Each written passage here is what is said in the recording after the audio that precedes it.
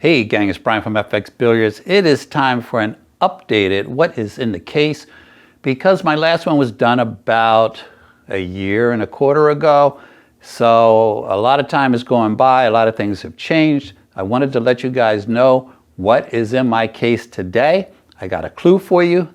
It's all Predator all the time, but let me go over what I have and why I have it, and you can ask me any questions that you have about equipment later, because I know you guys have a lot of questions about what size tips I'm using and the weight of my cues and things like that. So I thought I would answer as much of that for you as possible. And as I said, hit me in the comments with any other questions, or even better, shoot me an email. First off, this is my case. This case is outstanding. Okay, this is a 3x5 case. That means it holds 3 cues with 5 shafts. So you can get a lot of things in that bag. And if you look, I've actually got more than 5 shafts down here, and I'm going to show you why and how this all plays out. Let's take a look at what we have here. First thing I'm going to show you guys is I have a BK Rush.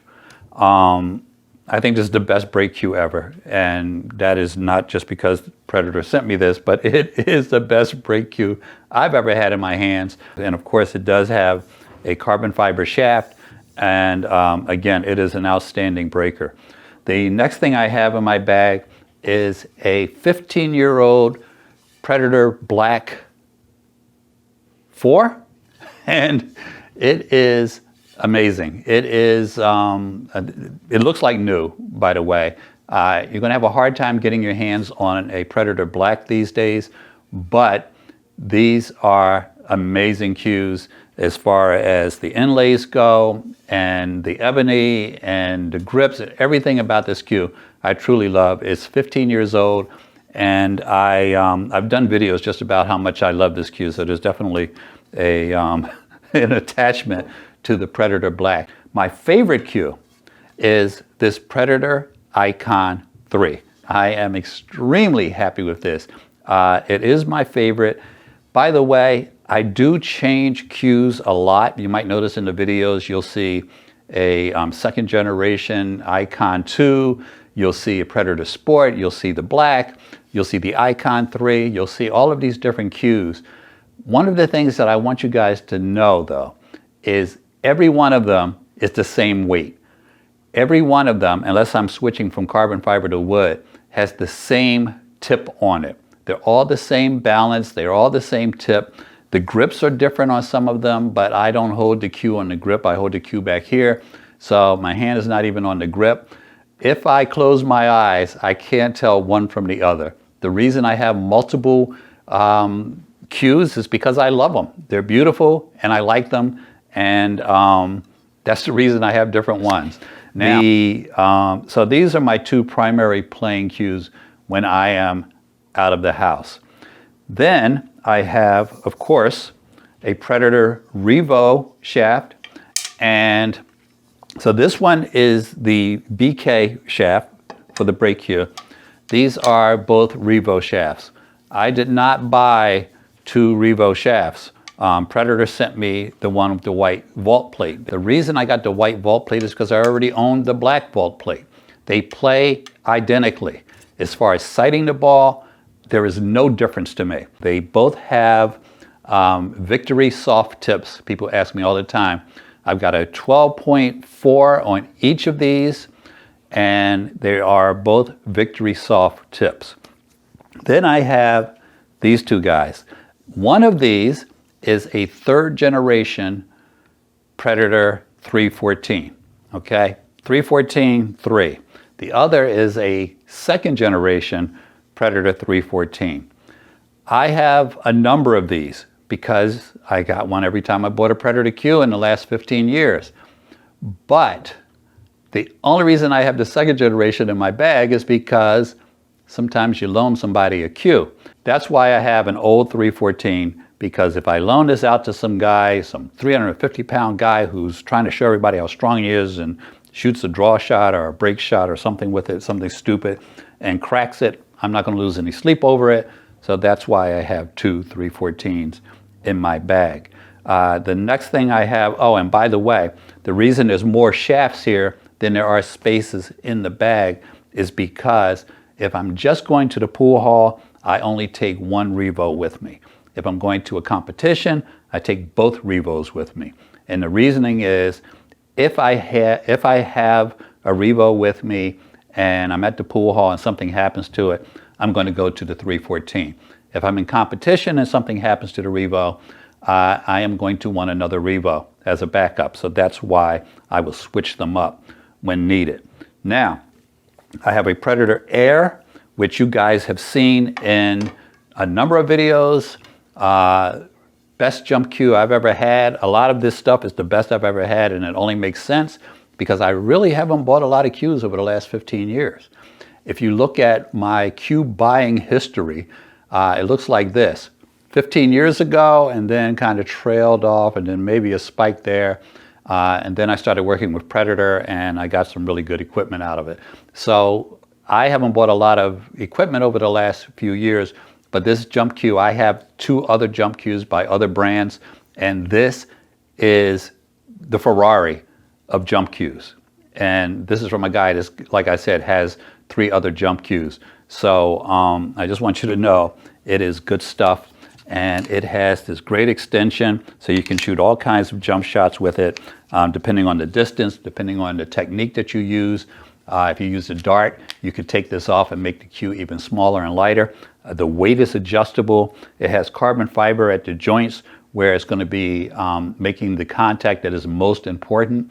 So great jump cue, very well thought out, and not the newest of Predator's line of jump cues, but I'm extremely, extremely happy with it.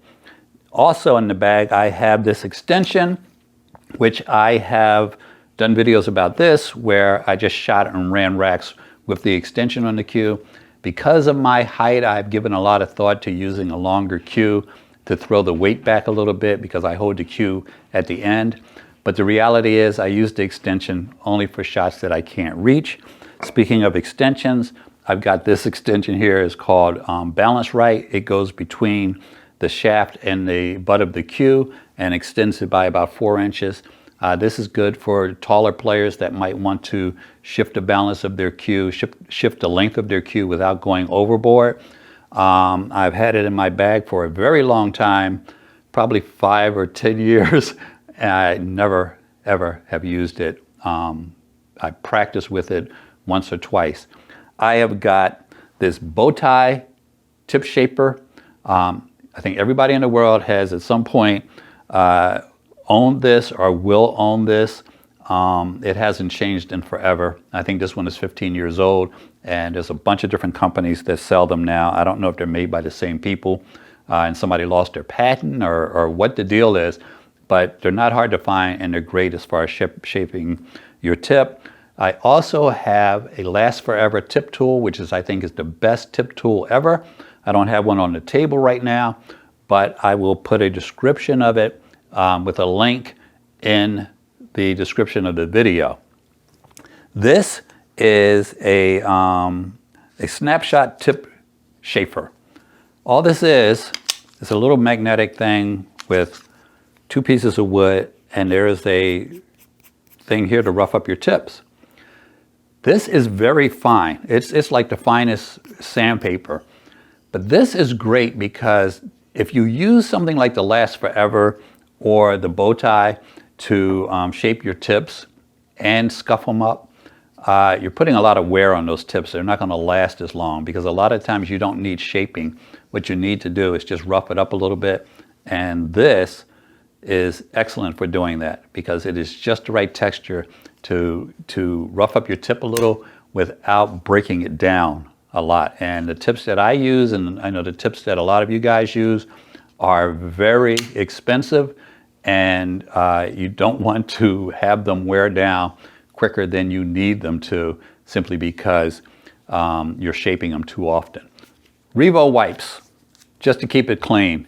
If you don't have wipes for your carbon fiber shafts, for your wooden shafts, you can use a little bit of rubbing alcohol on a paper towel to wipe down your shafts after you're done playing with them.